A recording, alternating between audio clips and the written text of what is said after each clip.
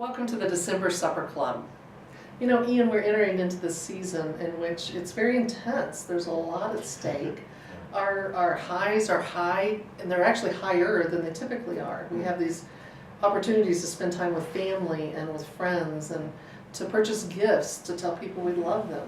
Have parties. We have parties and decorations and the music. Family are over. Yeah. It's just a really a high intense time that we can celebrate. It's also a time that the lows are lower. If we've had a recent death or even one that's happened a while ago, we're keenly aware of that. That really feels sharply more raw and painful. If we've had a divorce or a loss of a job or finances. We even do a service here called the Service of Remembrance, specifically for people for whom the holidays are not necessarily, just joy all the time, and which is probably most of us, really, if we're honest. It's a difficult time. So we have that balance of both the highs that are highs and the lows being more lonely than ever during those times as well. It's really true. And we also tend to idealize this time.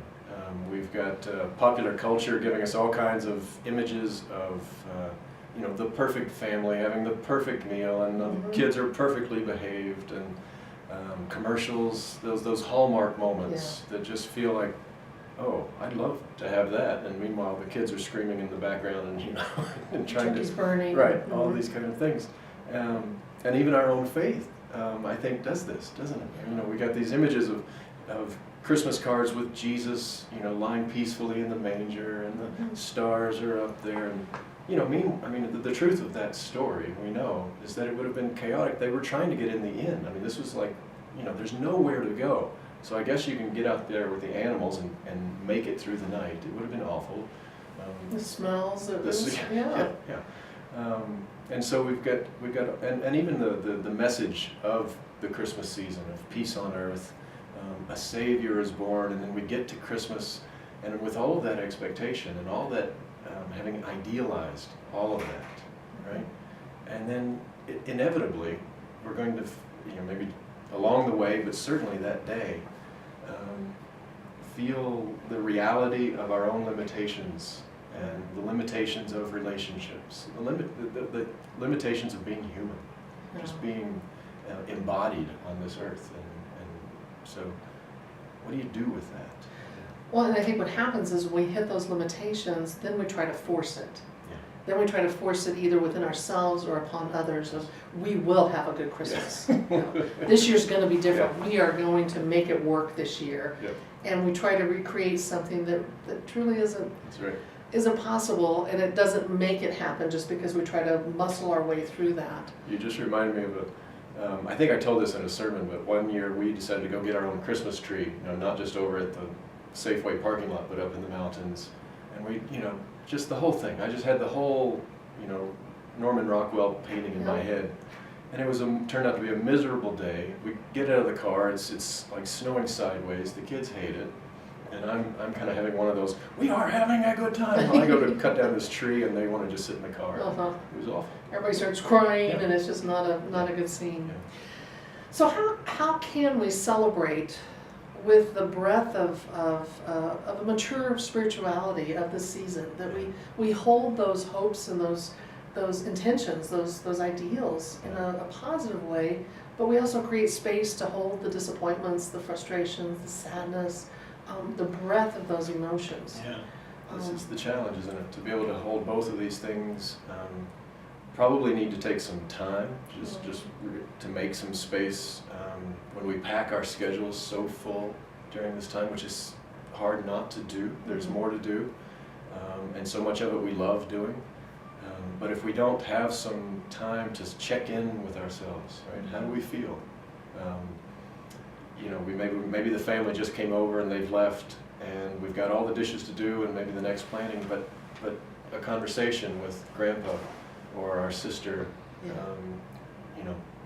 What about the sadness there of seeing maybe a loved one who's not doing well, and we just heard about it? There's all these little things that can fly by because we're so busy, and keep us from acknowledging both sides of this. And creating that space, that margin, where I think you shared, Doug talked about the margins of, allowing that space, whether we're driving in traffic and knowing that there's a margin between us and the next car, the next event, or even on a page of paper, we don't run our sentences all the way to the edge, but we keep a margin there that provides space to have all the feelings that might surface during that time.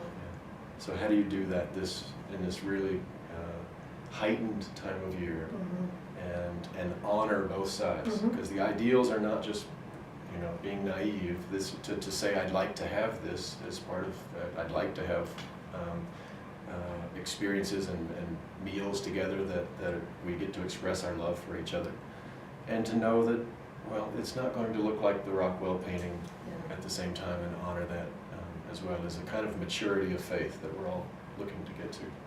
So, well, questions? Yeah. Sure. You want to do the first one? So we would ask and invite y'all to reflect on your expectations for this holiday season. What are you hoping for? What are you wanting to create? What are you expecting or hoping during this time? So go ahead and name those ideals. Just what is it? Just so you've kind of you actually put it out there, saying it for yourself, and almost in a kind of prayer form. And then maybe have some discussion about what are the challenges that you know are going to be there for you. The time constraints, the personalities in the family or friends that are there. Maybe sharing a bit as you feel comfortable with others about what's going to be hard about this year. And then the last is truly what do you need to create that space, that margin to hold the both in? What are ways others, whether in the supper club or others that you love and care for, can help support you in creating that this season? That's good. Yeah. All right. Thanks, everybody. Have a great time. We'll see you in the new year.